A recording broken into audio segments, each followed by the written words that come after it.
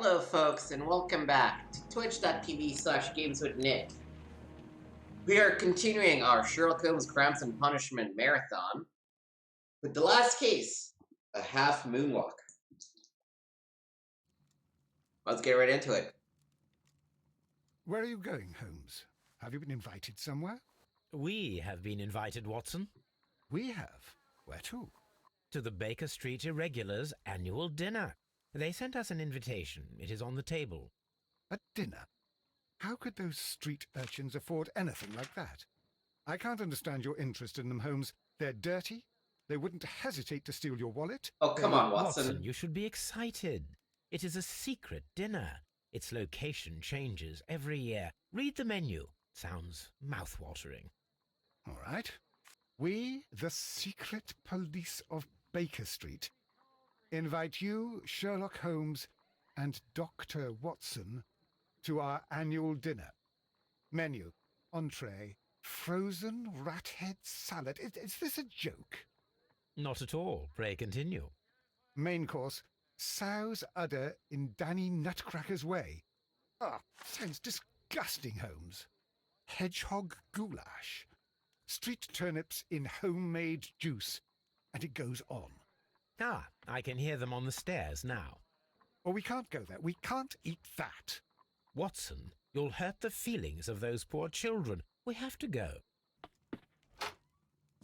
Oh, Mr. Holmes. Can't agree It with is Holmes fine, there. Mrs. Hudson. Mr. Holmes. Wiggins, Dr. Watson is getting ready. He will be delighted to join us. You don't look well, my young man. Is there something wrong? Don't tell me the dinner is cancelled. Mr. Holmes is my brother Leighton. He's in a prison cell. They say he's killed 2 men. You have to help us, Mr. Holmes, because I know he didn't do it. Where is he now? From what I've heard, they took him to the yard, and they gave him a good beating already. You know what they're like. They'll hang him. They won't look any further. Holmes, we have to help him. Well, and forget about the dinner. Wiggins, I'll take the case. You're fantastic, Mr. Holmes. I'll be waiting for you at the crime scene. You'll be there, right? It's on Half Moon Street in Whitechapel. Very well. All right. Let's start by talking to Leighton. Oh, actually, let's, what trophy do we get from, our last case? The deadly plant. Ooh, I would not have kept that.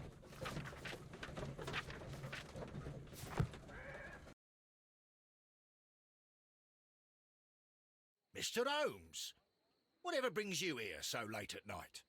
I'm interested in the case of young Leighton Chapman. He was arrested earlier this evening and accused of a double murder. I beg your pardon? That case is quite clear to the police. Or are there any new facts that we don't know about? Who knows, Inspector? Look, you are free to investigate, of course, Mr. Holmes. Chapman was arrested with a revolver in his possession, which you can find in the evidence room.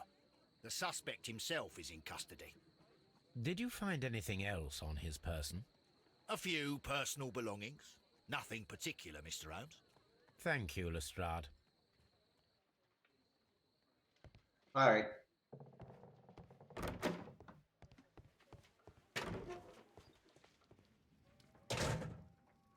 So this is the gun that Leighton was holding when he was caught by the police. It is a Webley revolver, a reliable weapon. It seems as though the shells were not removed from the cylinder.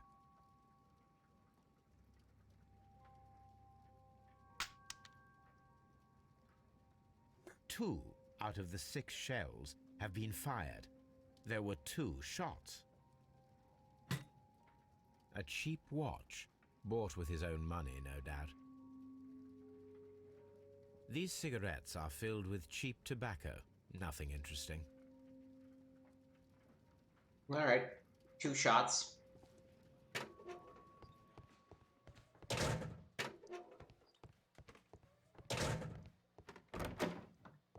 Oh, Please escort this suspect for interrogation. Good evening, Mr. Chapman. Who are you? I've got nothing to say. It's all a mistake. Calm down, Leighton. I have come here to help you. To find out if you truly are innocent, as your younger brother Wiggins has told me. My brother? You know him? Then that means you're... Sherlock Holmes. Oh, blimey. All right, Mr. Holmes. I'll tell you everything. Right. He has all the markings of an innocent man.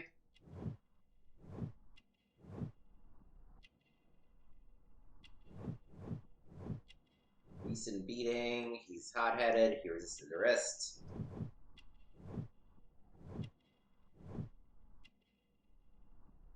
Can we do that again? Fancy scarf, downtown fashion, cushy job as an office clerk. He was in prison before. Alright. Good. Tell me your account of what happened. I left my work and I hurried up to see the fireworks in Whitechapel.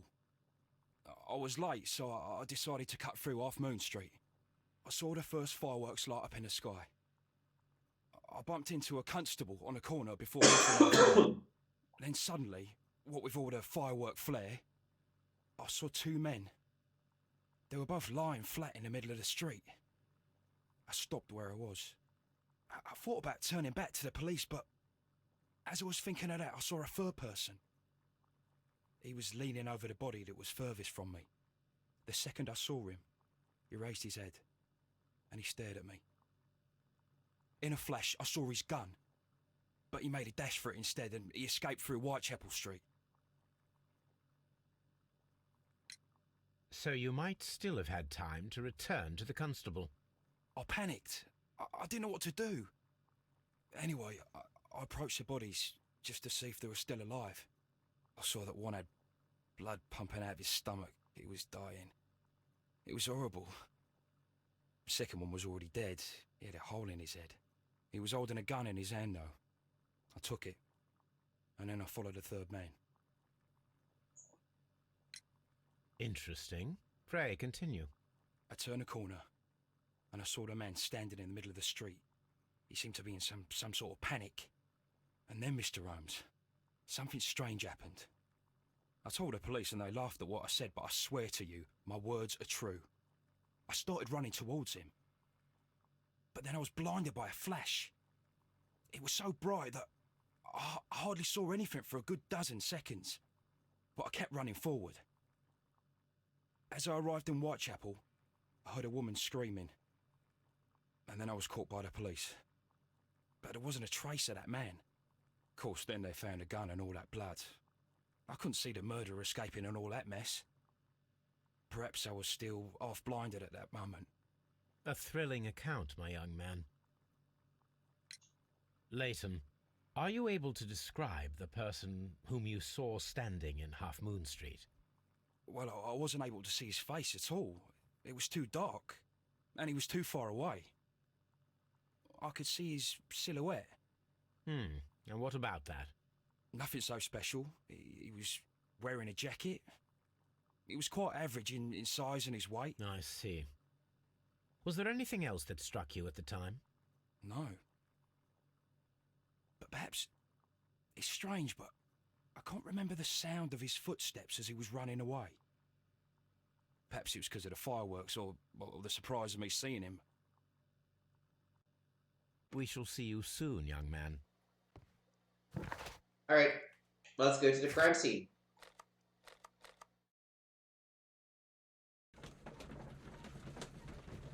Do I have any deduction bits yet?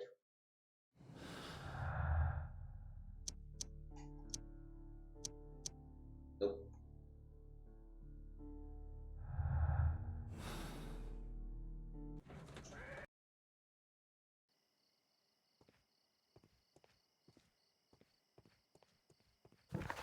Oh. Wrong way. I guess this is the right way.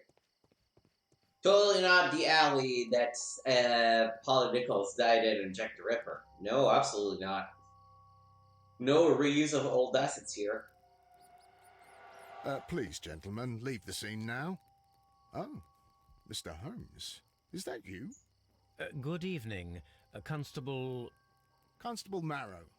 I was here with Inspector Aberline during the Ripper case, Mr. Holmes, back in '88. Yeah, we But remember. then this is nothing like that case.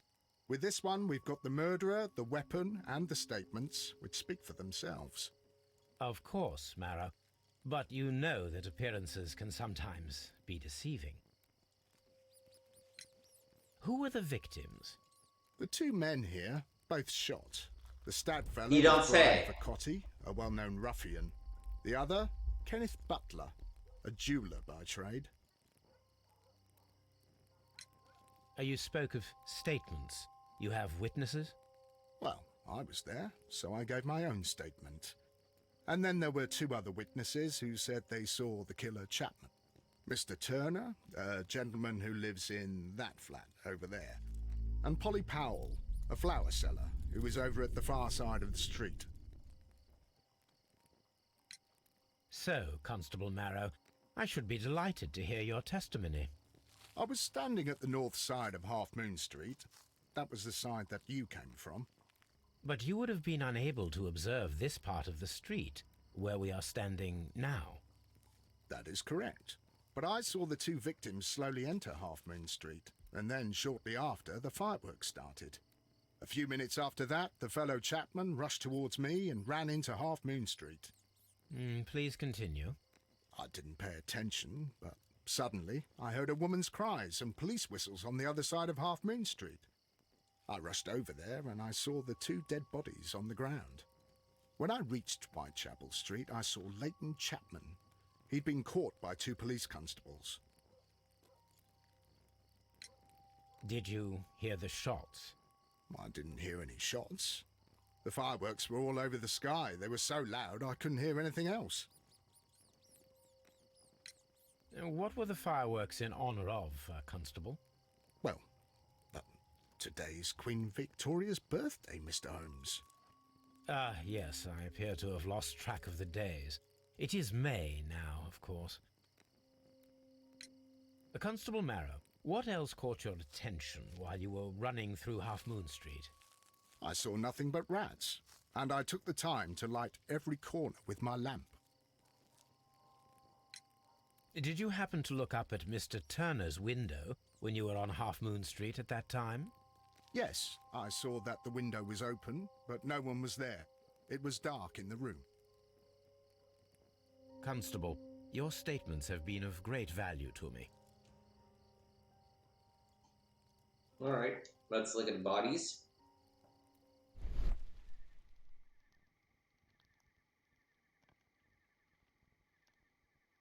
A piece of wood that has stuck between the cobblestones. Let us take a closer look.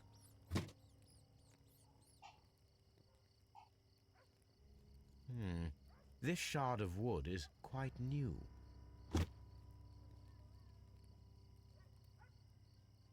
The bullet struck his head. This man didn't stand a chance.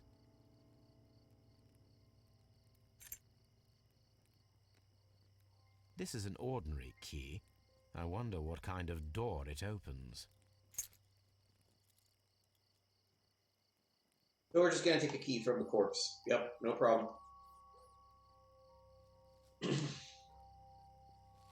He tried to stop the bleeding with his hand. Death was not instant. The bullet penetrated his stomach, Oof. a dreadful wound. A tattoo from Westgate Prison. Vacotti must have done some time there. Brian Vacotti and Leighton Chapman both have identical Westgate Prison tattoos. They were most likely acquainted.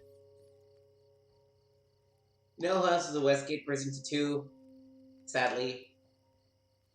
Leighton. Brian Vacotti suffered greatly. What a terrible way to die. Oh, I guess that's what he said, right? He said Leighton in the sky. Okay.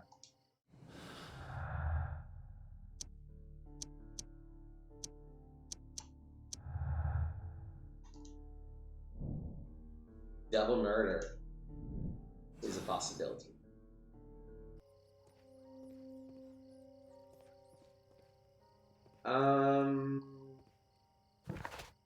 We're just good. Talk to him. No, we have more to do at the crime scene, I guess. A fairly long pole with a forked end.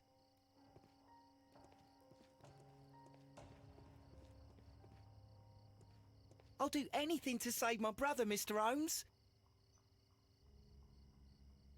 Good evening, Mr. Turner.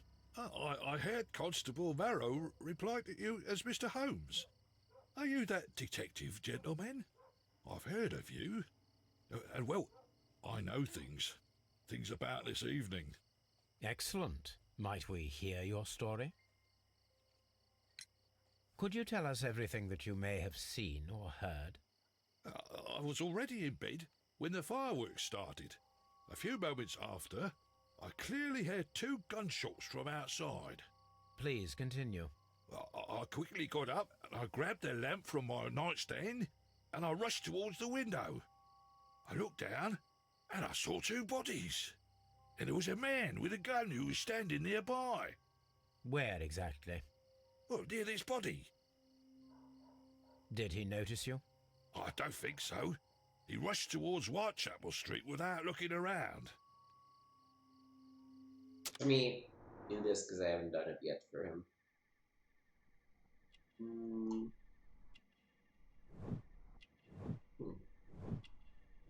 was in the Crimean War. He's a war veteran.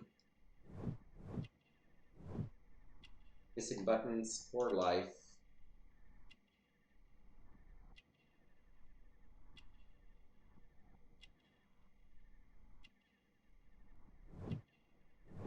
Weak leg, limping. Mr. Turner, did you see anyone else in the street? No, I saw no one but that man, the murderer, the fellow they caught. Were the 2 shots you heard consecutive? Yes, there was a very short pause between them, and they sounded different somehow. It seemed to me that the second shot was louder than the first. That is an interesting comment. Mr. Turner, what were your actions after you stepped up to the window? I was afraid that the man with a gun might return, so I stayed close to the window till I saw the policeman coming in the Half Moon from Whitechapel. Then I walked out to tell them everything I saw. You have helped us a great deal, Mr. Turner. All right.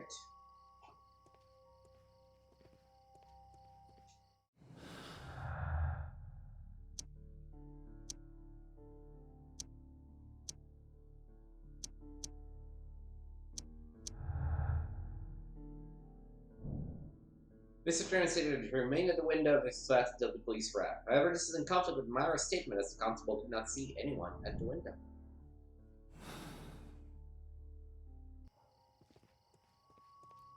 It would be my pleasure to assist you with your investigation, Mr. Holmes. A fairly long... I guess I need to talk to him again.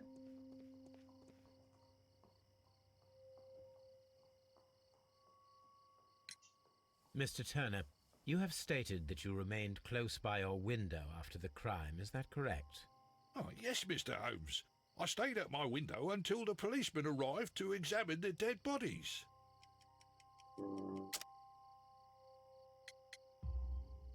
That is very interesting, Mr. Turner. Constable Marrow stated that he did not see anyone at the window when he was running through Half Moon Street. Well, I think Constable Marrow and me, we might have been distracted by the whistles and shouts coming from Whitechapel. We could have missed each other somehow. You understand what I mean? It was a bit of a stressful moment, to tell you the truth, sir. Allow me to form my own theories, Mr. Turner. Would you mind showing me the view that you had from your window? Not at all, Mr. Holmes. Please, follow me. Mr. Turner appears to live very modestly.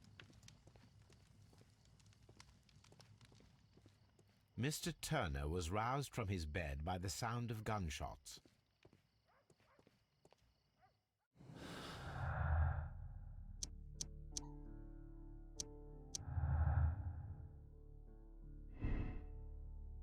Simultaneous shots. Or turn could have heard the contrast between two fired shots as they were made from different points. Interesting. Good for now.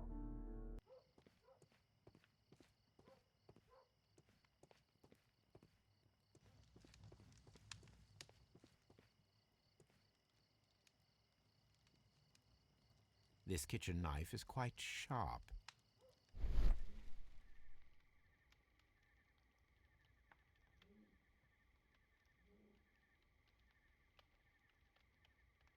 There are pieces of shredded paper scattered over the table. This kitchen knife was used to cut the paper.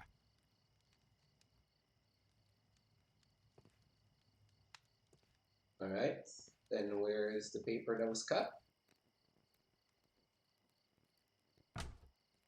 So, that's the view Mr. Turner had when he opened the window.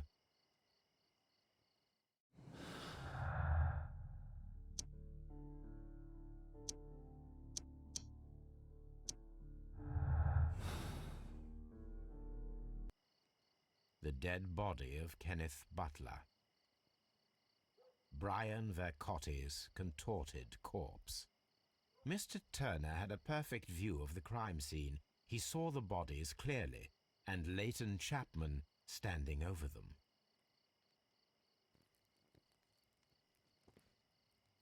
Anything else you would like to know, Mr. Holmes?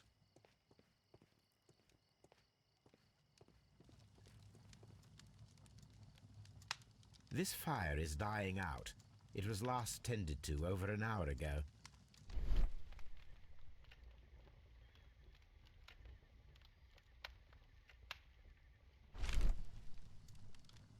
The papers are almost entirely burned. I am unable to see what's written here. These words are illegible. The papers were thrown into the fire just a short while ago.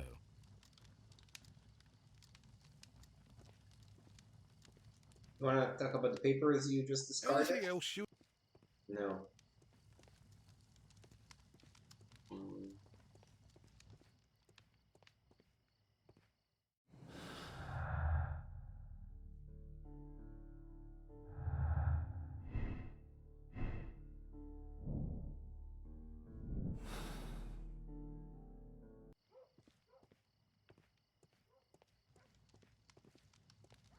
Oh.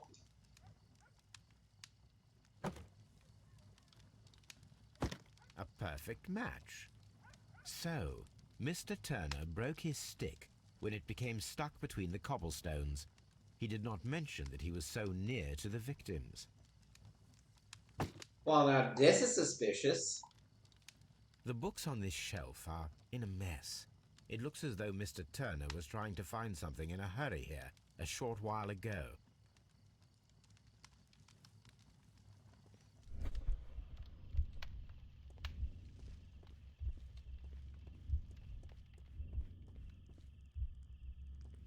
So he first opened the window, then approached the body. Actually, no, sorry. He first got up. Then he approached the window. Opened the window, approached the body. Placed the broken stick and got the papers. Cut them up. Threw them out. Let's fast forward. Oh boy. Good thing we're fast forwarding, because... Oh, he took something from the bodies, didn't he?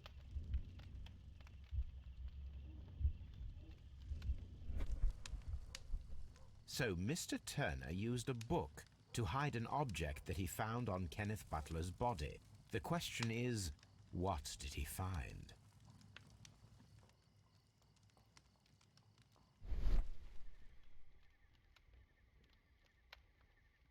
I can see prints from greasy fingers upon the cover of this book. Let us take a closer look.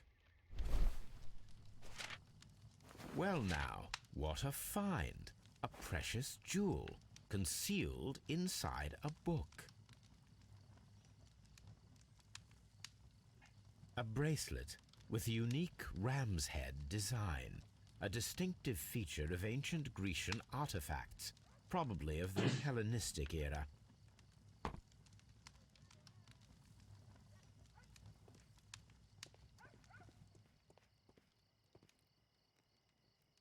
So, do we want to talk about this jewel Mr. thing? Turner, how would it be possible for a man of advanced years, such as yourself, to rush from his bed to the window in a matter of seconds, as you have stated?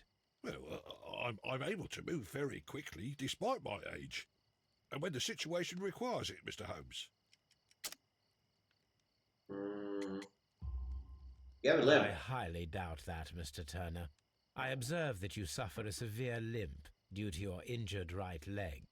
It would have taken at least 10 seconds for you to approach the window. That means you could have easily missed something or someone in Half Moon Street during that time. You're right, Mr. Holmes. I could have missed something. But it did seem to me that everything happened so quickly. Oh, time can pull tricks on you. And what of everything else that you told us? Mr. Turner, it is vital that we have your complete and true statement. Mr. Holmes, I do assure you that the other things I said were most sincere. Were they? The antique bracelets Mr. begs to Turner, differ. you were not sincere with me. Not then and not now.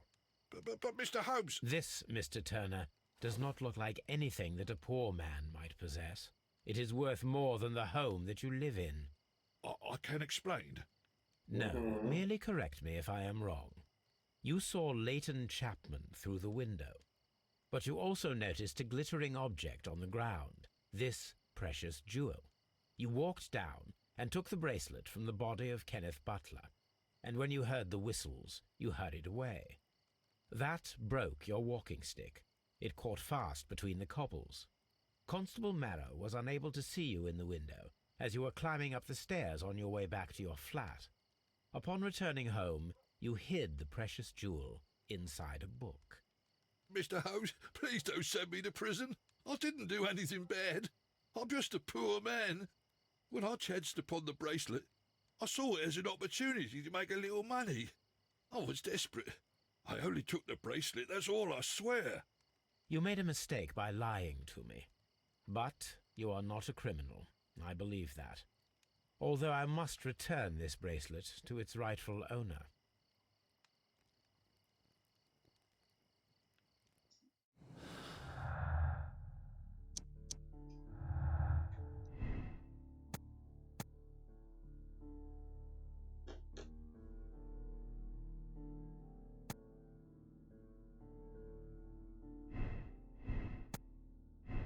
I guess it's that the shots were fired from different spots, but it doesn't really matter. I just want to clear the board for now.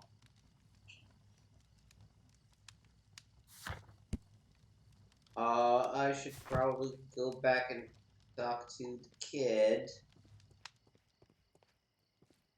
there anything else I can do I around wish here? this crime had never happened, Mr. Holmes. I mean, I feel bad for the poor war veteran, but still. Stealing a bracelet like that. It would be my pleasure to assist you with your investigation.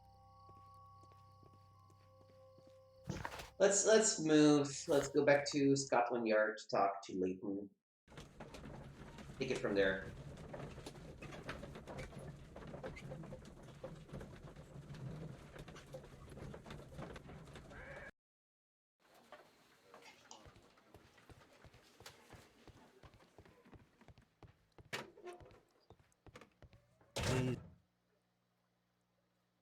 Let's talk about those tattoos.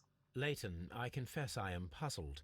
Why should a young lad like you take a gun from the hands of a dead man and set off in pursuit of a probable killer? I know. I keep wondering that, but at the time it was like a reflex. A criminal ought to be arrested, and he was armed. You were willing to risk your life. That was a little foolish, unless you wanted revenge. No, Mr. Holmes. I was just being brave and stupid.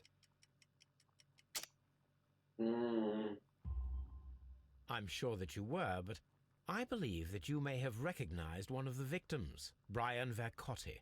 You knew that gentleman well, did you not? However could you know that?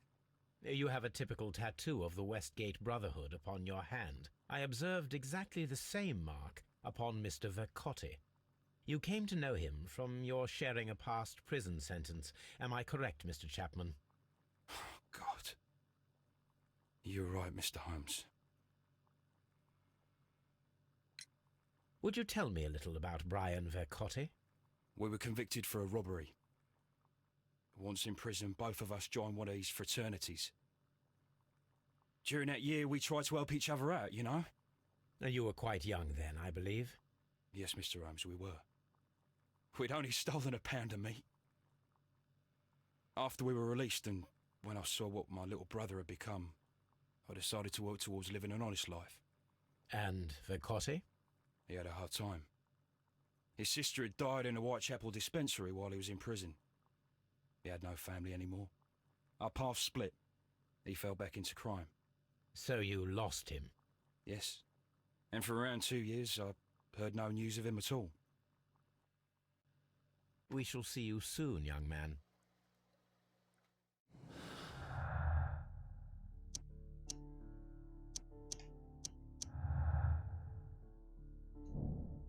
Personal motive. Devout Crown committed Half Moon Street by Lathe and Chapman could have had a personal motive. No, I still don't believe it's him. I went to go back to Baker Street to analyze that bracelet. I guess it's probably an encyclopedia?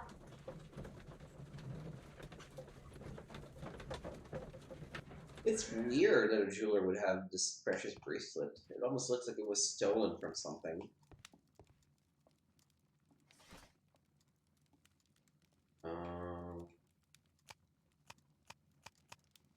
That is not the one I need.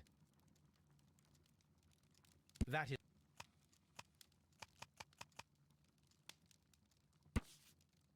These beautiful antique jewels represent part of the Hellenistic treasures collection. Depicted are the 5 heads of Mountain Rams on a bracelet, necklace, and ring, each made of pure gold. 5 rams of Mythylene have been missing from the museum since 1885. Here it is. I need to continue my research in my archives. Makes sense. 1885. The Hellenistic treasures were stolen yesterday evening while being transported by cab on their way from the British Museum to the Glassford Fine Art exhibition. Pawnshop owner Kenneth Butler contacted Scotland Yard that night and provided information regarding a gentleman who had attempted to sell him a collection of historical art at his pawn shop in Church Street. Police have since captured the described man, a professional thief by the name of Vincent Foley, who had been in the process of escaping London via the port. He was recognized by the surviving driver of the cab that had transported the collection of Hellenistic treasures. Vincent Foley refused to confess as to where the remainder of the treasures were hidden. He was eventually imprisoned. Lost treasures are still to be found. Here it is. Well, that's cool. One of the victims, Kenneth Butler, was involved in the story of the stolen Hellenistic treasures. A visit to his pawn shop should tell me more. We're not a treasure hunt. This is exciting.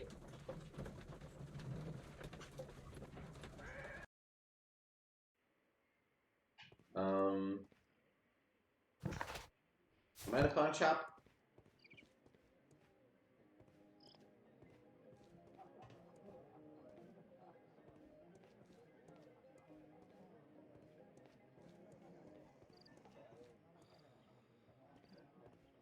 Oh, here it is. Mr. Butler's key matches the lock perfectly.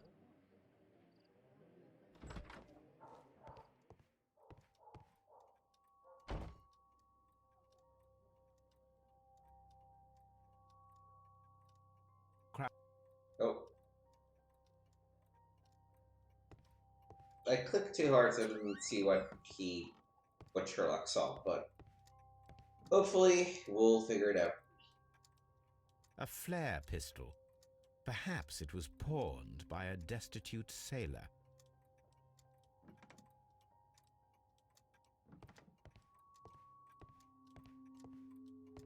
This is a true pawn shop.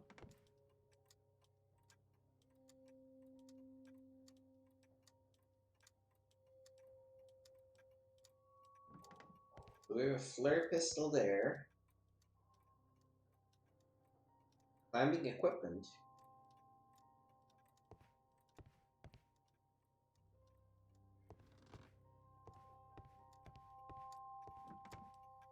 Oh, what else are we supposed to do? Oh, counter.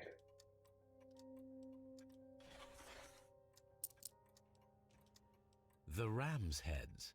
This necklace belongs to the 5 Rams of Mittelin collection. Interesting.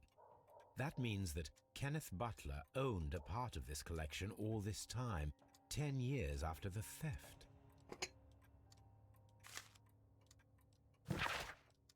Hello, Kenneth. I remember you once told me about 3 pieces of golden jewelry at ram heads from ancient Greece. You still got them, right?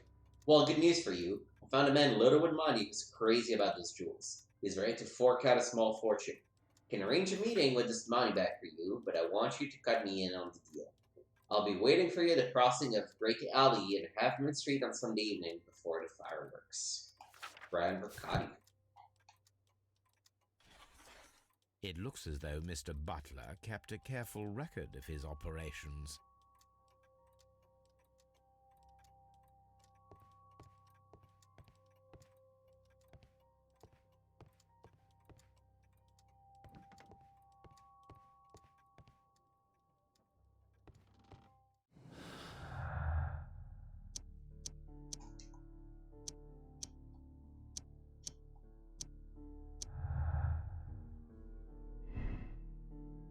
The search for the missing Hellenistic treasures could be devoted for the ground I was coming at Half Moon Street. Mr. Turner picked up the bracelet directly after the murder, but the ring is still missing. I think it's probably something to do with it.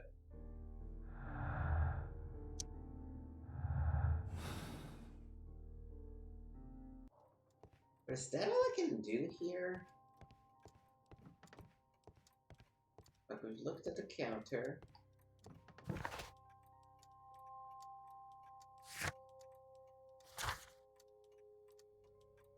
I guess there's more at Half Moon Street.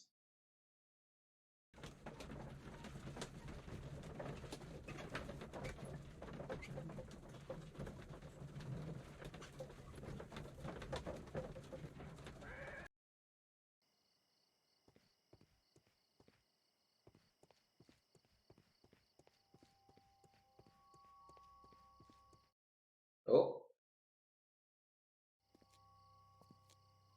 What's up with you, lad? What are you waiting for? I'm waiting for my brother to be released. Your brother? The one that you caught, beat up and imprisoned. Ah, the murderer. He ain't killed no one, copper. Watch your mouth, lad, else you'll be joining that worthless brother of yours. Come on. There's no need for that. It would be my pleasure to assist you with your investigation, Mr. Holmes. I talked to you again. Mr. Holmes, did you see my brother at Scotland Yard? Is he all right?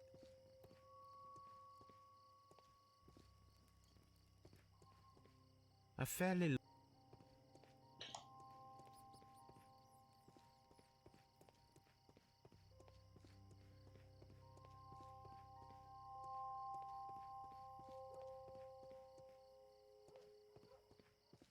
Oh. locked. What can I even access that I'm door? always wondering what's on your mind, Holmes.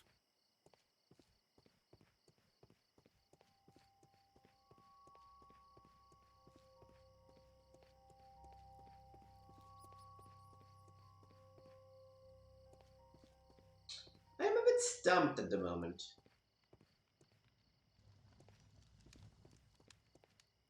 I wish this crime had never happened, Mr. Holmes. Like, the list of things to do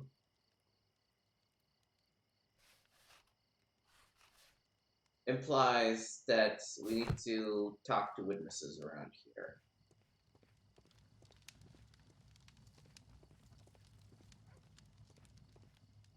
Or find something to do around here in general. But I am not entirely sure what the thing could be.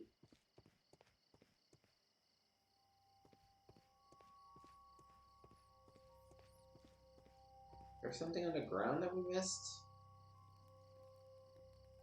His body's green check everywhere, so we've already examined it. Same his.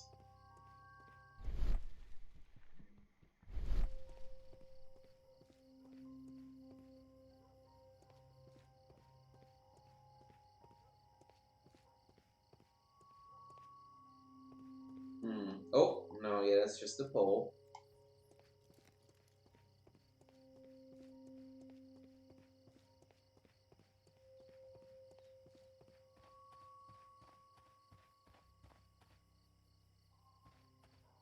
Locked. What in God's name? Locked.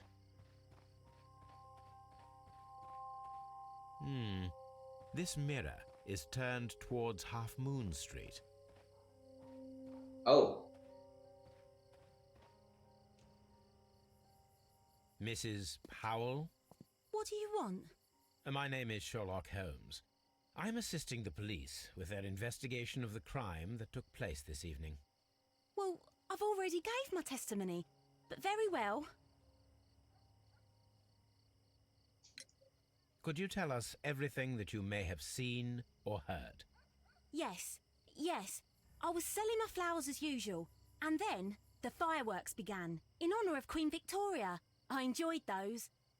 But then, all of a sudden, a young lad ran out of Half Moon Street and stopped just by me. He had a gun in his hand. He was like a ghost, and all covered in blood. It was dark, but I could see him, because of the flashes from the fireworks. And then? I screamed as loud as I could. I knew that a policeman should be on duty in the vicinity. He had no time to escape. 2 constables got him. Then another constable came out from the very same street, and I heard him talking of a horrible murder. Mrs. Powell, did you hear the gunshots? I'm not sure. You know, what with the fireworks? Did you see anyone else leaving Half Moon Street, prior to or at the time of the crime? No, sir, I did not. Even with all the fireworks, I was very attentive, as I'm always on the lookout for customers.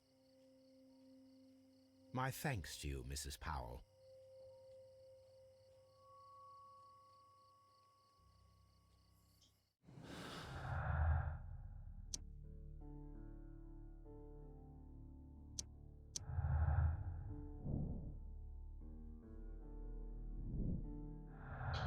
I don't know, I want to believe. Poor Leighton. Everything really seems to point at...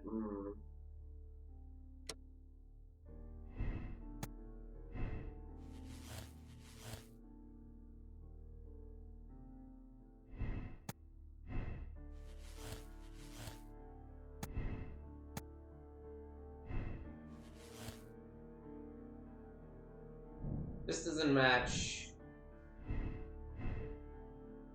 Though I think I got something from that. Examine the dead bodies and perform a reenactment. Okay. I was like, I don't think Lee is it.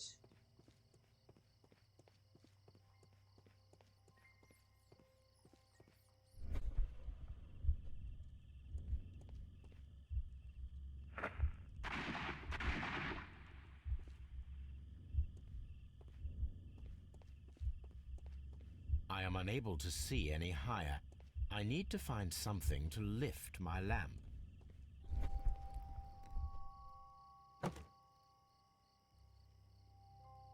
This should be...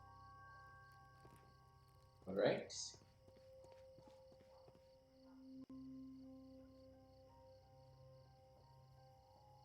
Nothing interesting here. Alright, so it's not... What if it's this guy? Then...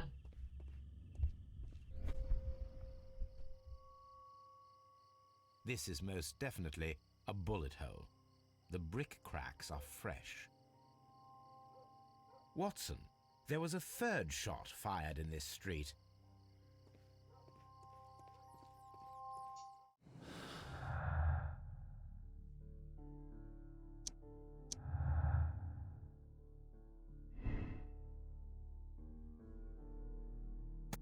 Boom. Crossfire.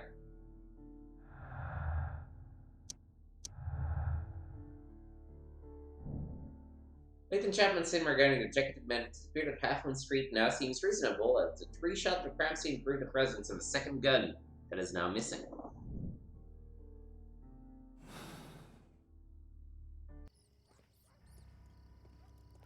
We need to talk to him, I guess? Yeah. Constable Marrow, I would value your assistance in this investigation. It would be my pleasure, Mr. Holmes. I would like to make sure that there are no places in Half Moon Street where a man could hide while you were running through it with your lamp. All right, Mr. Holmes, what should I do? Take your lamp and start walking, just as you did before, and try to find me. Understood.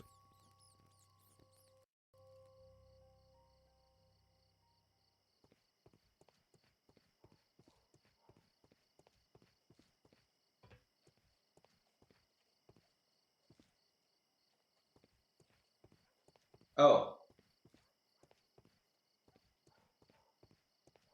I can see you very well, Mr. Holmes.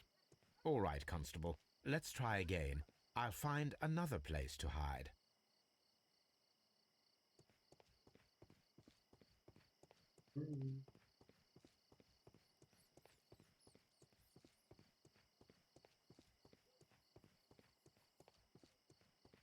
No, this is not how I walked at the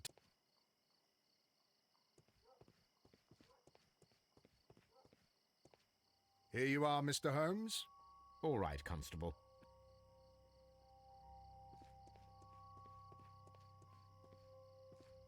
Not back here.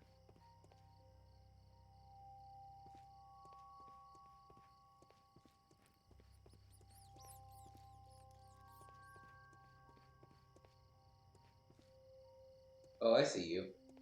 Mr. Holmes, It is obvious now. No one could escape Constable Marrow's lamp while hiding in the street.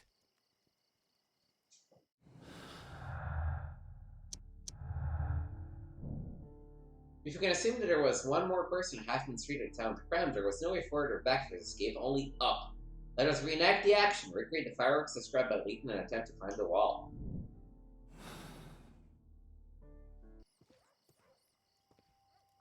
it would be my... Oh, okay. Let's go get the flare gun.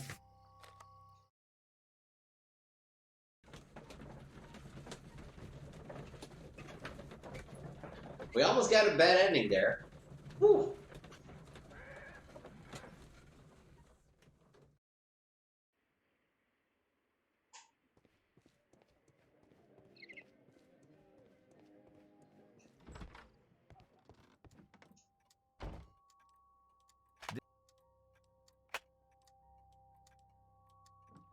And the climbing gear.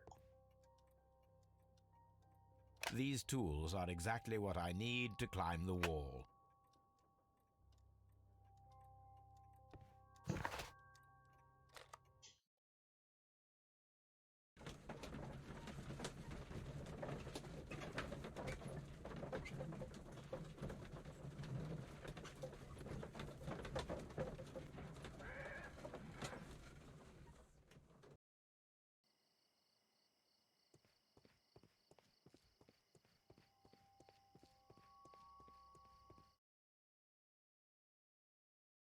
Why are you looking at me all the time like that? I'm just watching you, lad.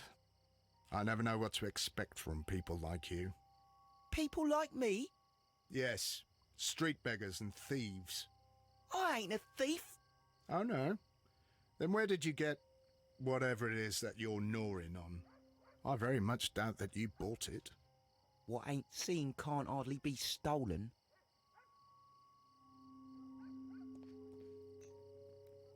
Alright, reenactments. Constable Marrow, Watson, I would like to perform another kind of reenactment with your help. I'm listening, Mr. Holmes.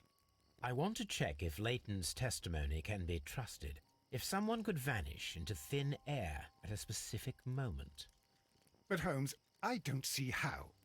I am going to be the mysterious gentleman whom Leighton followed. I will stand exactly where he saw him before he was blinded by the flash. Watson, you will be Leighton. When I fire the signal flare, you should start to chase me. I understand, Holmes. You, Constable Marrow, just play your part and do exactly as you did. Just, please, wait 5 seconds after the signal flare. I doubt that Polly Powell would have screamed any earlier. As you say, Mr. Holmes. Let us begin, then. Catch me if you can. Whoa. It almost sounds like you enjoy it.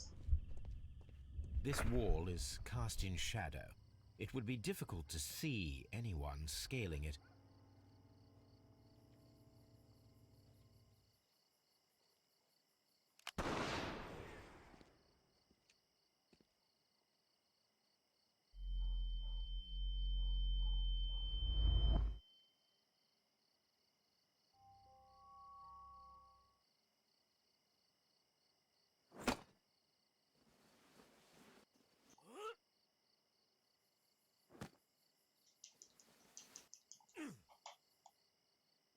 I can barely see anything.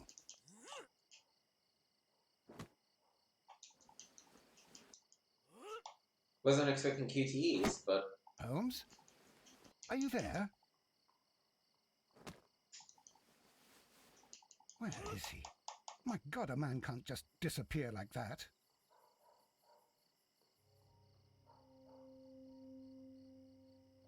Holmes? Holmes? Where are you? I cannot see you, Mr. Holmes. Dr. Watson, it seems that Mr. Holmes has disappeared. Don't worry, gentlemen. I am up here, above your heads. How on earth did you get up there, Holmes? I am using crampons and a climbing axe, although the person we are looking for did not leave any traces of such tools. Constable, is there any way to get to the top of this building? Yes, Mr. Holmes, I can show you. The door to the building can be found from Whitechapel Street. Gentlemen, I am on my way down. Alright.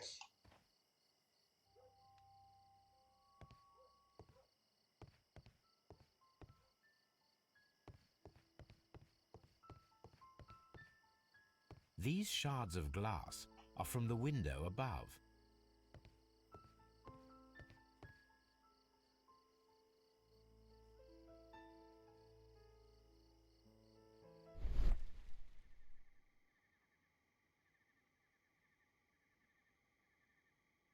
A cluster of thick black threads. They're unusually strong. I should examine them under the microscope. Oh, I skipped that. We can conclude that the person whom Leighton saw climbed up the wall, broke into the attic window, and escaped through the hatch.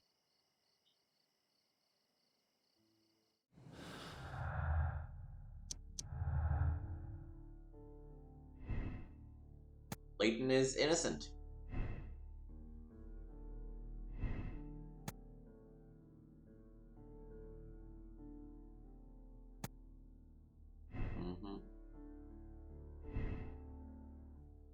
Yep, simultaneous shot. We still need... There is, I guess, 2 more clues to pair. No. There was cursed fire. Leighton is innocent. It's the imaginary man that we kind of need to...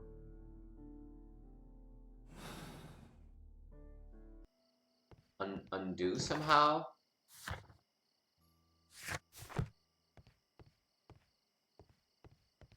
What piece am I missing?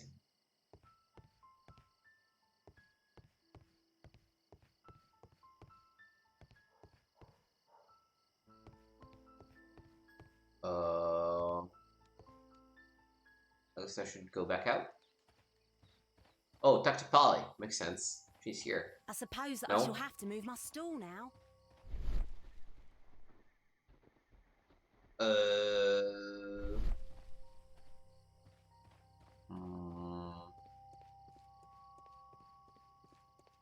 I'll do anything to save my brother, Mr. Holmes. It would be my pleasure to assist you with your investigation, Mr.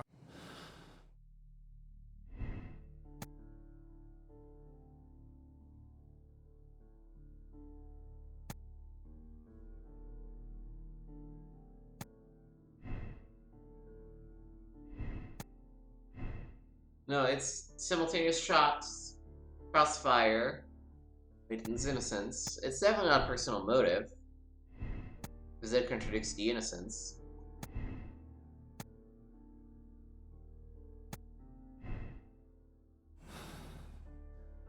I'm, and I don't have anything else to... They will not...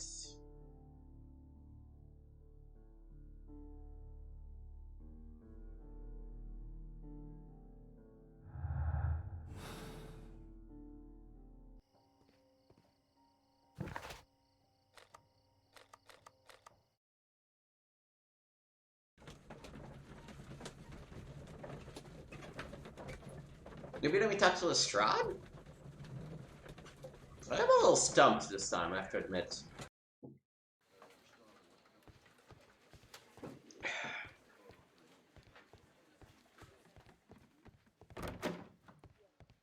Mr. Holmes, what is it?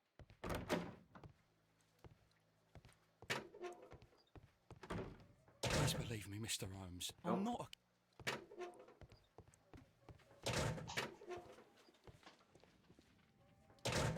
Nothing to do with these. Oh, you know what? I should look at my case. Well, what is this? Oh, I need to analyze the threats. That's what I was missing. Okay.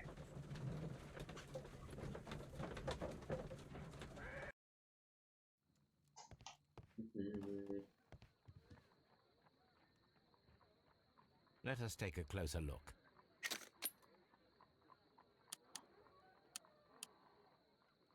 It is not a thread, but a hair.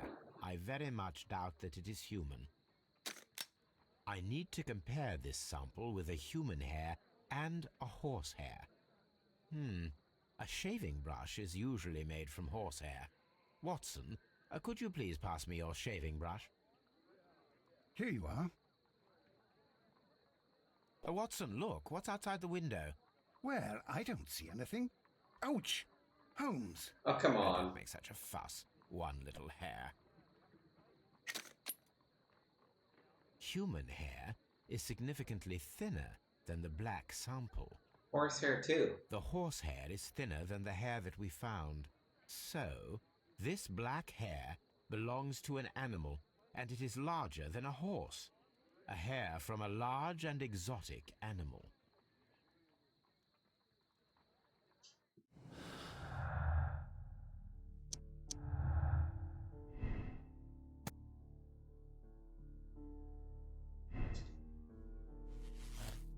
Alright. We're looking at probably a gorilla or an ape or something. I can't just call him from this side, huh?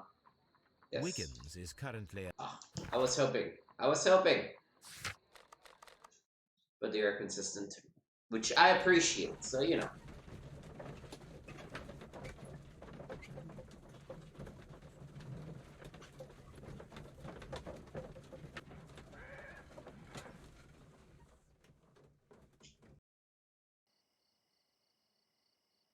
Oh, nope.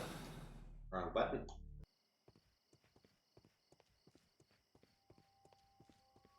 Yeah, Wiggins? Oh god, are you into it again? Wiggins, my lad, what are you doing here? You'd best be leaving and be quick about it. I've done nothing wrong. You'd learn more by watching Mr. Holmes. He knows exactly what he's doing. Not like you. Oi, watch your tongue.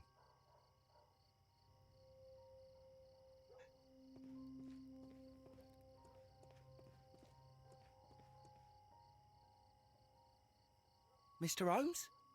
We have good news for you, Wiggins. The investigation has proven very interesting so far.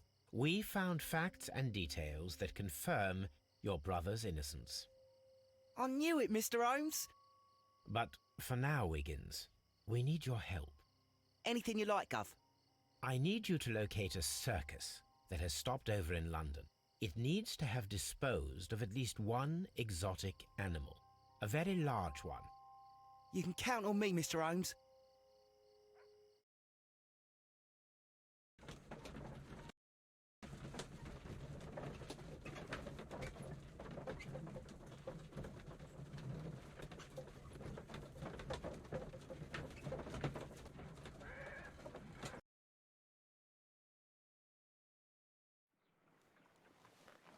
I do hope that those children don't get into trouble, Holmes. Don't worry, Watson. I predict some news in 7 seconds. Mr. Holmes, we found it. Here it is.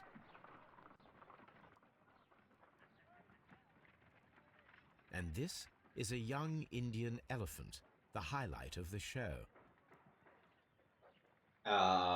Duval Brothers, a well-known traveling circus. Oh, Has it's stopped in not London. the I animal. believe that is that was- exactly the type of circus we are looking for. It was not the animal that was I'll pay a climbing, visit. it was the animal handler that was climbing.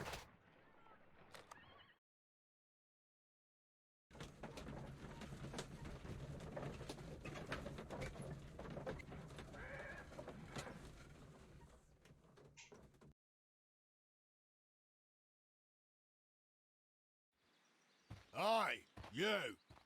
Stop right there. Good morning, sir. Pardon me, but why am I not allowed to walk around here? Because it's private. Well, I only wanted to meet the artistes. Hmm? You're wanting to apply for... Nah. You don't look like the type of, artistic lockpicker that we're looking for. You might be surprised. What? Nah. I don't think so. Clear off. Hmm. You're a bit slow to catch on, eh? Get lost.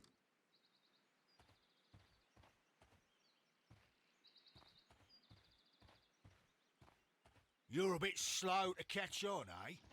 Get lost. What do you want me to do? Come back at night? Oh! So I need some facial hair, sea suit, and a hat. Disguise myself. We haven't used disguises in, like, forever, so...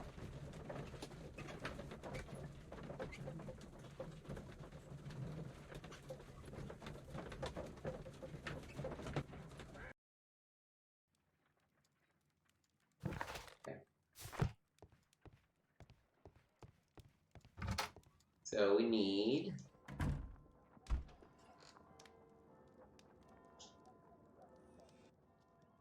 We need some facial hair, we need a seedy suit.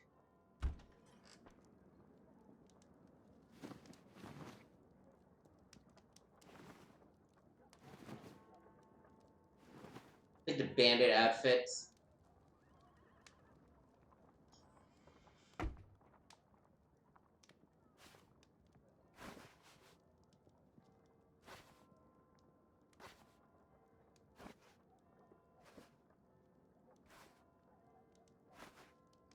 Put a hat.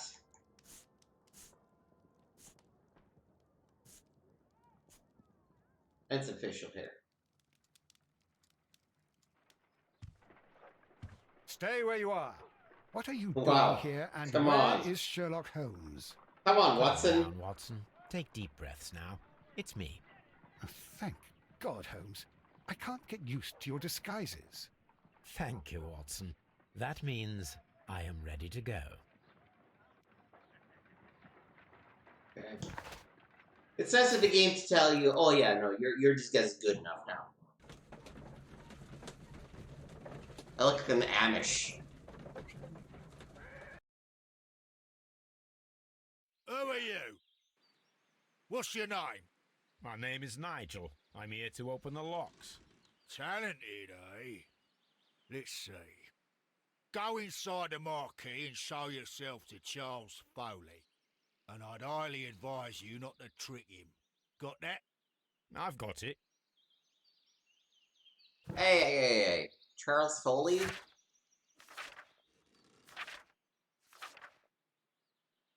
Vincent Foley. I'm sure no relation. Oh yeah, no, clearly no relation. We probably just go through.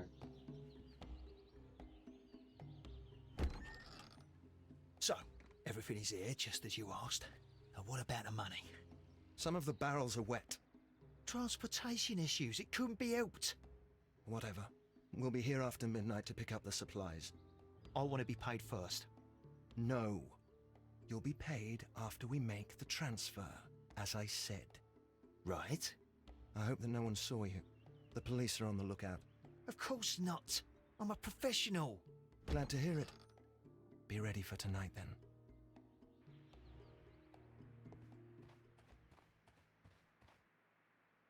What kind of thing is inside these barrels?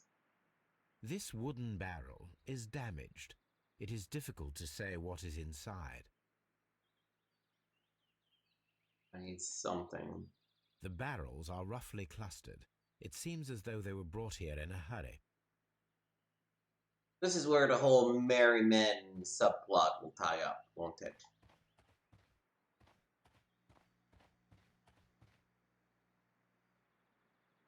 Oh, yep, there it is. That's a picture of a contemporary gentleman wearing a Robin Hood hat. Interesting. Yup. From lambs into lions. Those are words of encouragement and defiance. This poster was clearly made to fire up rebellion amongst the people. This printing press is old, but still quite capable of printing hundreds of pages per day. There are enough posters to paste across half of London's walls.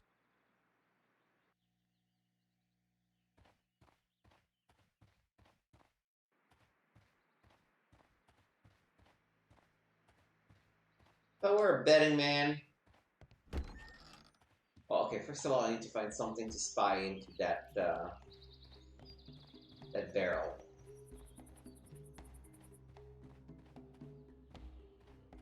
Where can I find something that can be useful?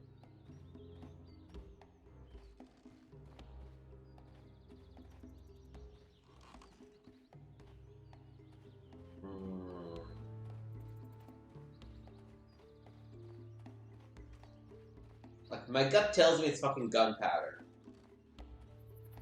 And they're going for a newfound gunpowder plot.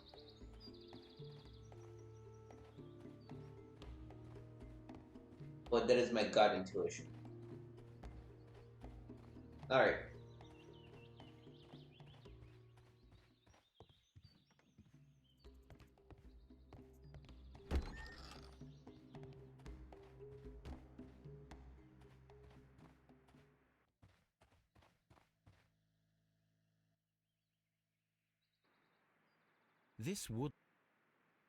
There is a spot on this barrel that was intentionally painted out. Oh. The crest of the Honourable Artillery Company. Could it be gunpowder? I need to be sure. Judging by the fractions and the scent, I can confirm that it is, in fact, gunpowder. Alright. I think I was probably right. Powder kegs, a printing press, and a great many blank papers. All of this was stolen by the Merry Men quite recently. And these poster samples. I am quite sure it is not a coincidence. The Merry Men are planning some sort of sabotage. Stop right here. Who are you? Are you Charles Foley? Maybe. They say that I can open any door. Do they now? We'll see that lock near the chains on a table over there. Open that. Alright. Let me look at you. Cool earring, bro. Not something that they want me to check. Ooh, there's a key to a safe. Recently hurt. She's got a fucking gun.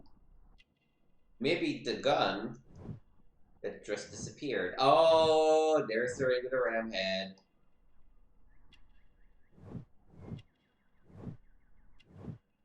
And he's an acrobat. But that's the last portrait, I'm gonna assume. Alright, let's open the lock. I hope this is the last of these. At least there are no pieces that have to. Oh no, there is a piece that has to be moved. Great. Oh.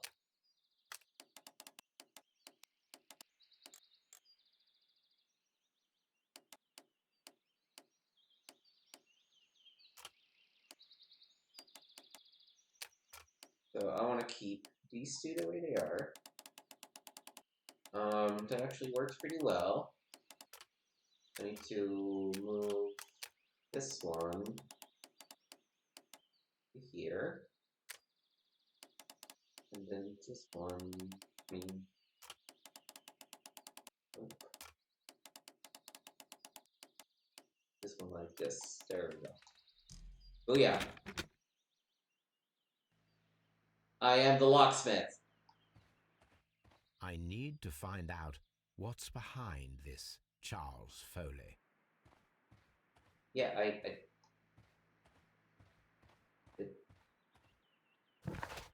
So?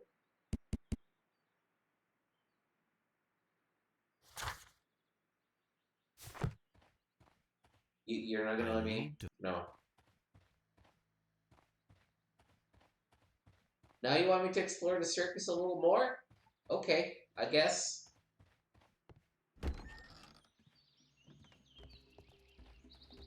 Feels kind of weird to let me just walk off, but... Oh, maybe there's a deduction I can make?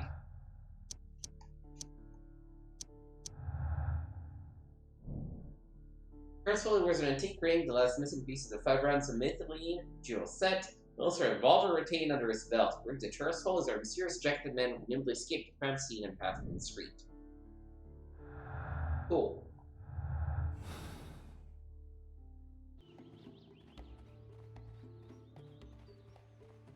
Charles Foley is inside the marquee. Also had a... Oh, just a rebellious poster. There really isn't anything else for me to explore, man. What do you want from me?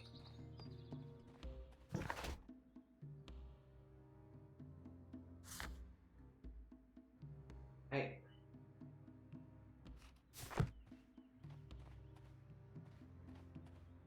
Oh. Now? Ah, well, they're right. What's your name? Yeah. Nigel Shirley, from York. Ah, Nigel from York. Never heard anything about you. How'd you hear about me?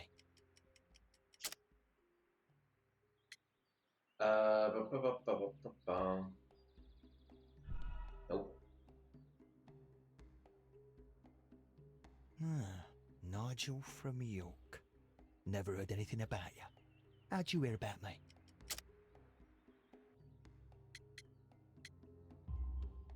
It's a long story. I met your brother, Vincent the Butcher Foley, in prison. He told me all about his betrayal and all about you. Before I was released, he told me that you might find a job for me one day and pay me some money for me craft. Well, he died. 7 days ago, in prison. I'm sorry to hear that. That's all right. The traitor has paid the blood price for it. And you'll do the job anyway, because I need a talented lockpicker. I know just where to search for his legacy. It's all about the Hellenistic treasures, isn't it? Osh, you fool. Now, listen up. You'll come with us tonight, and you better mind yourself. Us? Wait, who's coming then? Billy, Jack and me. And what will I get for that? We'll share the loot. The one you seem to know about. Right. Wait for us at the abandoned manor house on the corner of Ladbroke Grove and Kensington Park Road at midnight. Deal. Alright. Notting Hill Manor.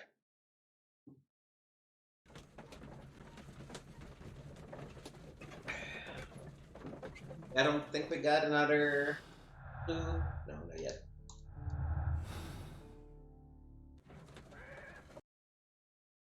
Here I am at the manor. Somewhere inside it are the Hellenistic treasures. This lock is quite... Ugh, more locks. Ugh.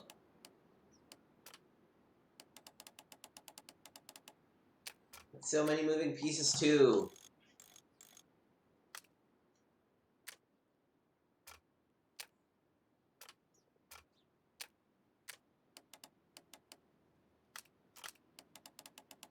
All right.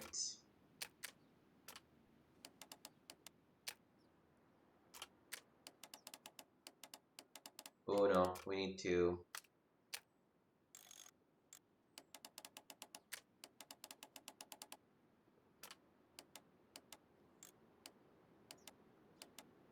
Come on. There we go.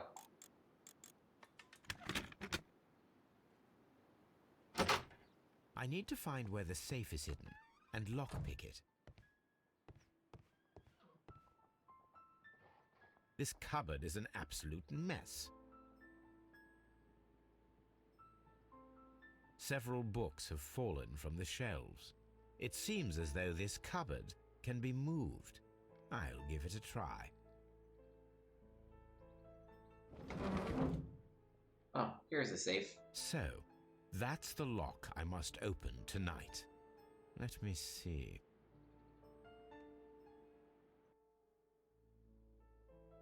Oh, Jesus, Joseph, Mary.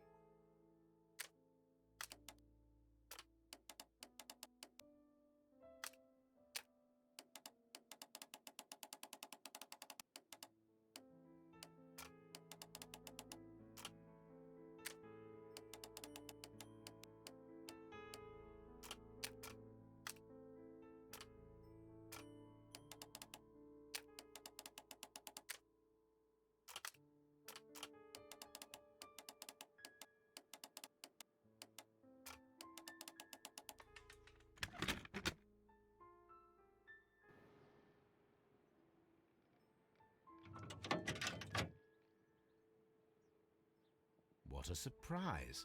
Another lock. And I won't be able to pick it. I recall that precious key around Foley's neck. It might prove a decent fit. I suppose they hired me to only open the first lock. Let us wait for the thieves, trap them, and find out. Let us check the thieves' possible escape routes in the event that they are caught off guard by the police from the front door.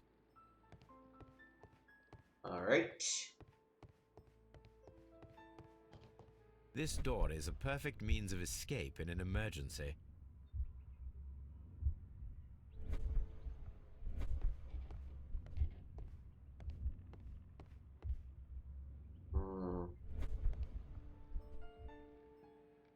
This should be useful.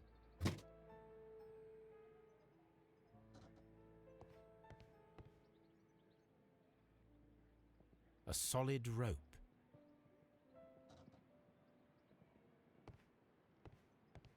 This door is a perfect means of escape in an emergency. The ground floor window is a perfect way to escape the police.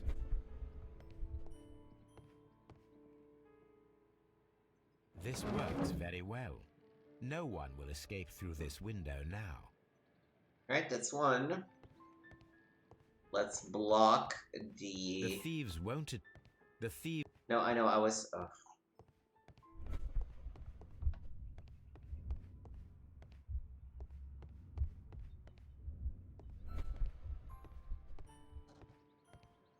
Oh, I need to block this door.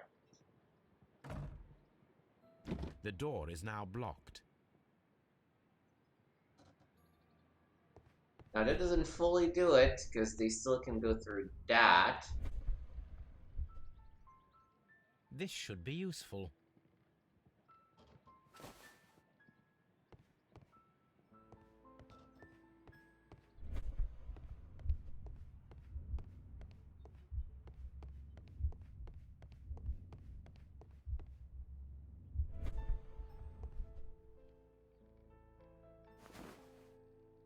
wonder what this old chandelier is doing on the floor.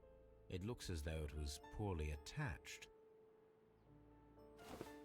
I suppose that the thieves already tried to open the lock with this formidable hammer, but they were unsuccessful. Now, if anyone takes the hammer, the rope will uncoil and make the chandelier fall. Ooh, that is an actual trap. If he runs through the dining room and takes a sledgehammer to force open the door, the chandelier... This is some Home Alone shit. Like, you're setting Home Alone traps. It's hilarious. Okay. Let's go upstairs to find some way of locking the other door, I guess.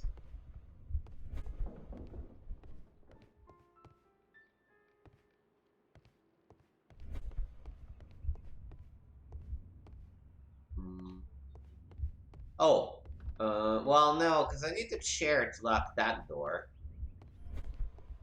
The door is...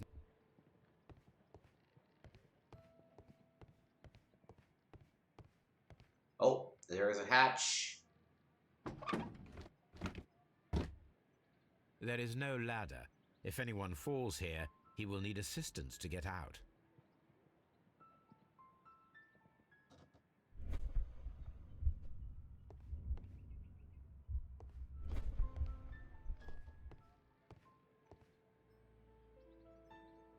Alright, we need something to, I believe, cover the hatch.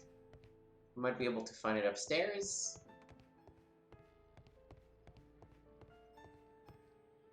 Although this window is high above the ground, it would be possible for one of the thieves to attempt to use it for their escape.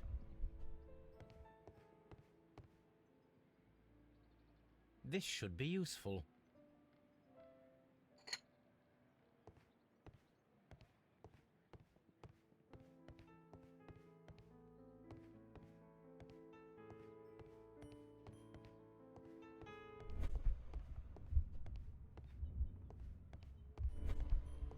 I'm not entirely sure how to bar this window yet.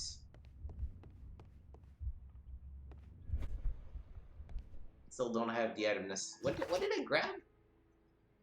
A wooden bead necklace. How the fuck could I use it? Oh. One step on these beads, and our thief will go flying. I should walk carefully here, else my plan will be ruined. Alright, this guy's toast.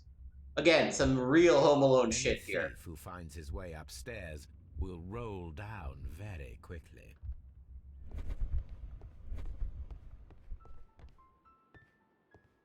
Okay, just give me... I just need something to cover the hole with. Oh, carpet, perfect. This should...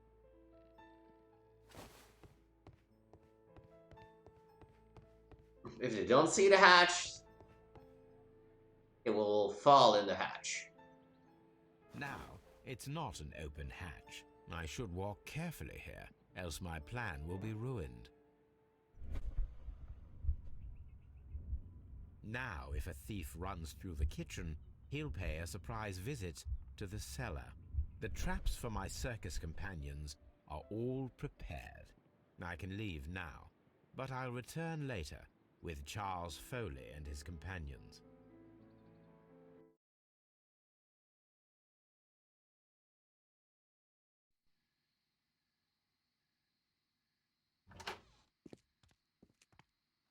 Police! Police!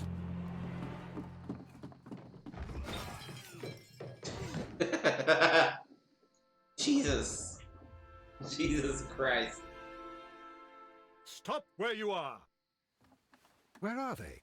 Trapped, Watson, with your assistance. How so? You sounded just like a real Bobby, my dear fellow. You startled them into the traps. I did?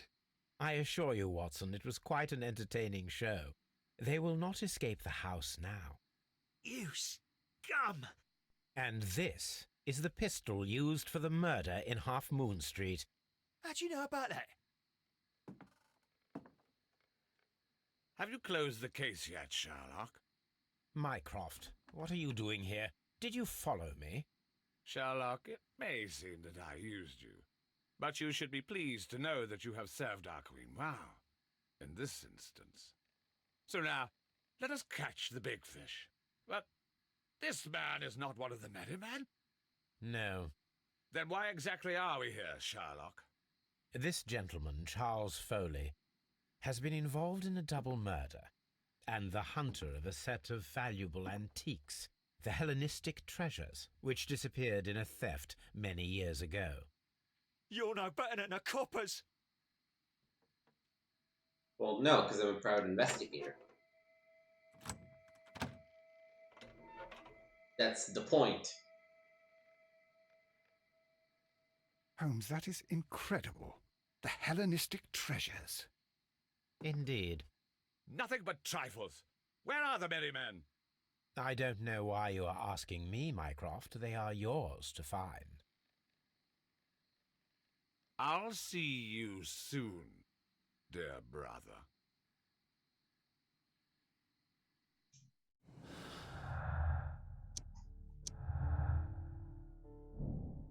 Hidden art.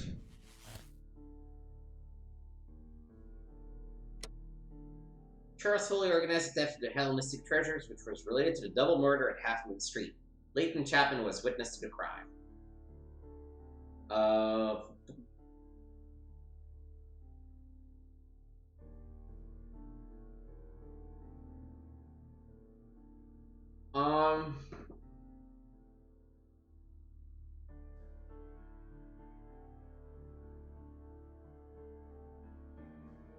I mean,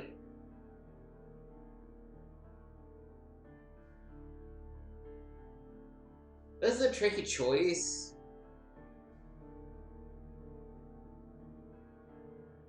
Oh, I'm not realizing. No, I condemned the woman last case. Do I want to absolve him? I mean, I'm not absolving him, you know? He's still going to prison. What was he responsible for?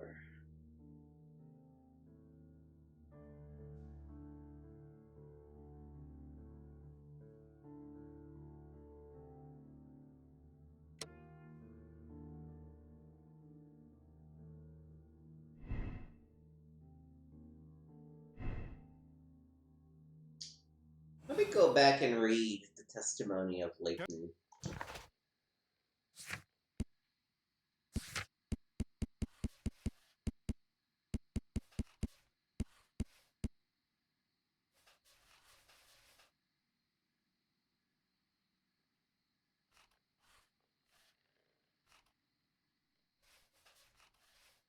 You know what? If he didn't directly murder anybody,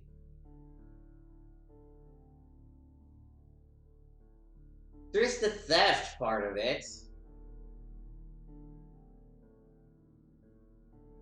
Ooh, he was responsible for treason towards the crown, though. I think that's gonna put the thumb on the scale for the condemned. Yeah, we've been very inconsistent. Charles Foley, you committed the crime of premeditated murder and of theft. You will be severely punished for your deeds. You are pitiful, you Scotland Yard dog. Save your words for the gallows. I'm sure the journalists will love them. I shall leave now, Watson. Gentlemen, please take our friends here into custody. Where are you going? I have unfinished business. I'll see you at Baker Street.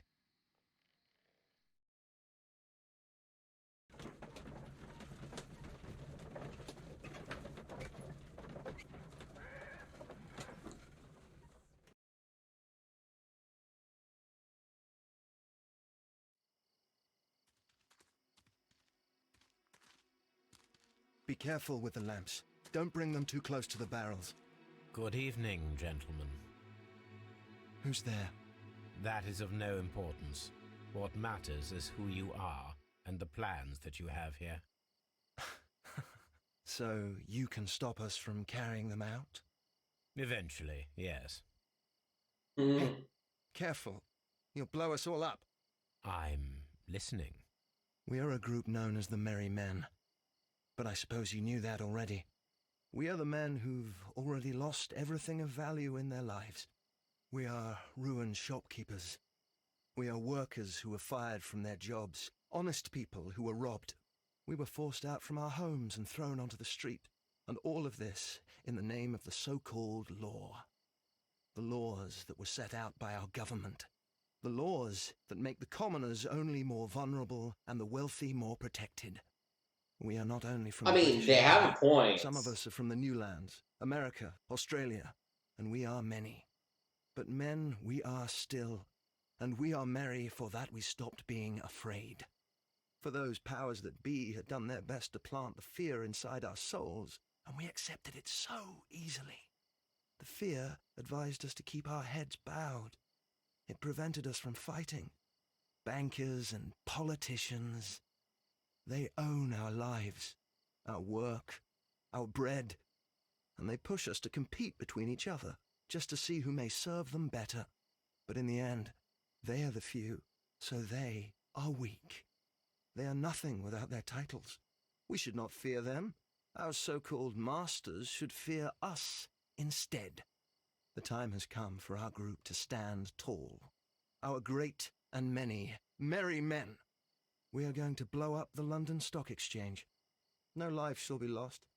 But ownerships, debts, and property titles? They shall all be destroyed. They're only papers, after all. So many people will be freed over this night. That is a radical step to take. What result do you truly expect? Chaos. But soon people will understand that they are free, and that they don't belong to anyone. They will be able to work for themselves, together, without letting the rulers dictate what to do, and finally justice will arise. What you are intending to do is a crime. So you're It's anarchists, not is what you're justice. saying, really. How do you see justice, then? Kids go to prison for a loaf of dry bread. And how many lords do you see punished for stealing from their people, sending them to their deaths in mines or overseas to fight for land? Our masters wouldn't hear us. So now it's time to sing the song of the merry men. Will you let us do our duty?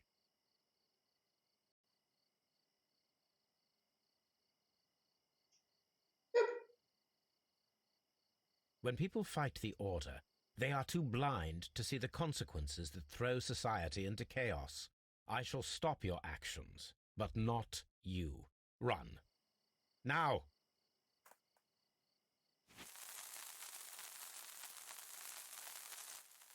Oh, could I have, like, thrown my cigarette in a cannon or something to kill all of them?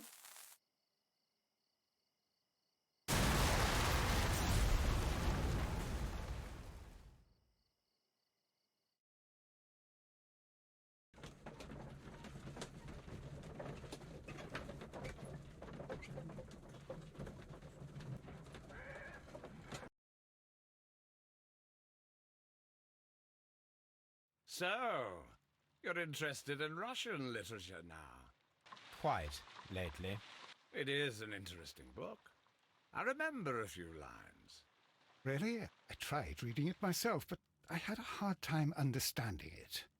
Yes, Doctor. It's about intelligence. Sherlock, I vaguely recall one of the lines. Sometimes it takes something more than intelligence to act intelligently. There were also a few words along the lines of, pain and suffering are always inevitable for a large intelligence and a deep heart. Tell me, Doctor, does my brother show any signs of pain or suffering? Not that I know of. Because you see, Doctor, behind all of his masquerade, my brother does possess a deep heart. So deep that he does not recall where he places his love. Well, I'm sure that... His love and his duty that, in the first place, should be directed towards the Empire. For without it, we would be nothing. A country filled with uncivilized men. And the Empire needs order and discipline. It has no room for chaos. People who commit crimes, or at the very least intend them, deserve punishment, Sherlock. Without justice, there can be no civilization. But we serve the truth, not justice. Your truth, Doctor, that may prove immoral. Allowing people to terrorize London, destabilizing the whole empire. Terrorize only the powers whom you serve, Mycroft. Not I, not Watson, not Mrs. Hudson, not Wiggins. Sherlock, the merry men are to be stopped. Not by me. You created the merry men. Stop them yourself. Only make sure that you don't create 10 more merry men by arresting the one. Good night, Dr. Watson. Anything in the post, Watson? Any clients worthy of our attention? Only a second reminder from Mrs. Hudson about our new neighbour. She urges you to remove your... Oh, I don't care about that. Holmes, the lady who will be moving in shortly has requested the use of our spare room to place all of her boxes. Wait, what? A lady? Charles fully organized and executed a wicked plan of revenge for his elder brother. Took 2 human lives and almost resulted in life imprisonment for an innocent man. In fact, his band was hired by the merry men who planned a revolution in London. In addition, he organized the theft of ancient valuable treasures to deserve to die. Boom. Alright. We are a just person.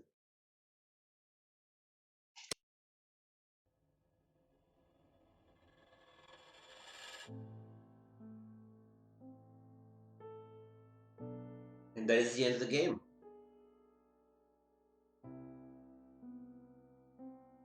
We successfully stopped the merry men, at least temporarily.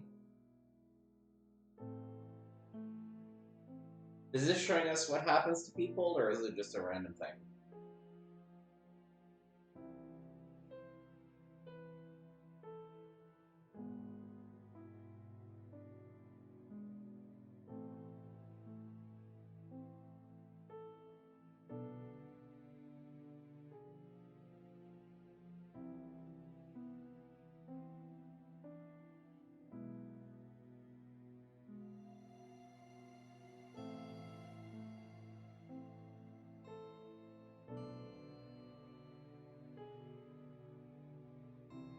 I guess it is that even the people we absolve still feel the weight of their conscience.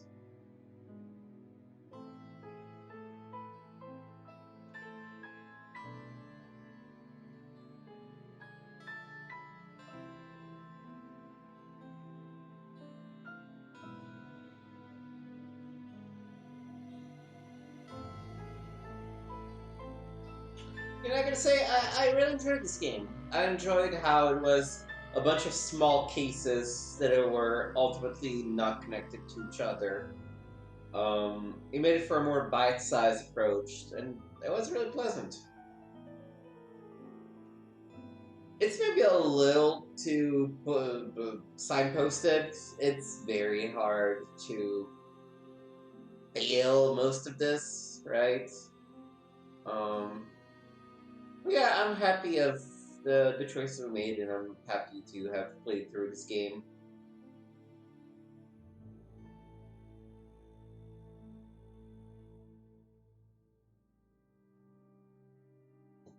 Alright. I believe they will spit us back out at the main menu.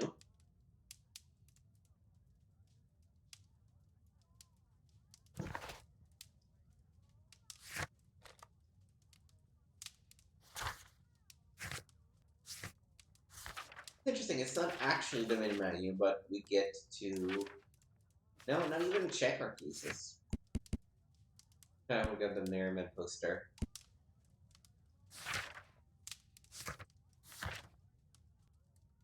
Oh, we never read the remaining letters. Oh well.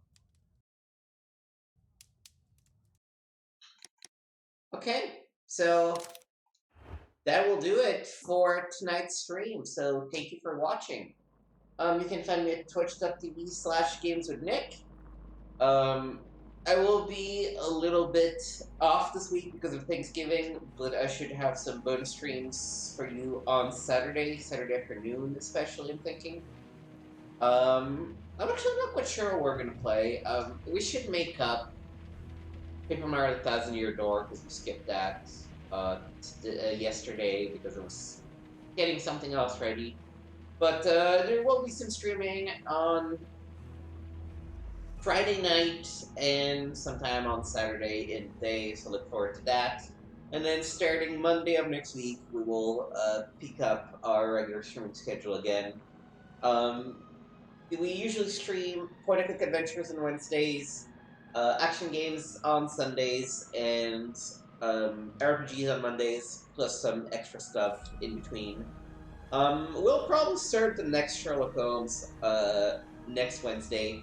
Look forward to that. If you're interested in any of that, feel free to hit the follow button and click the bell so you know when I go live.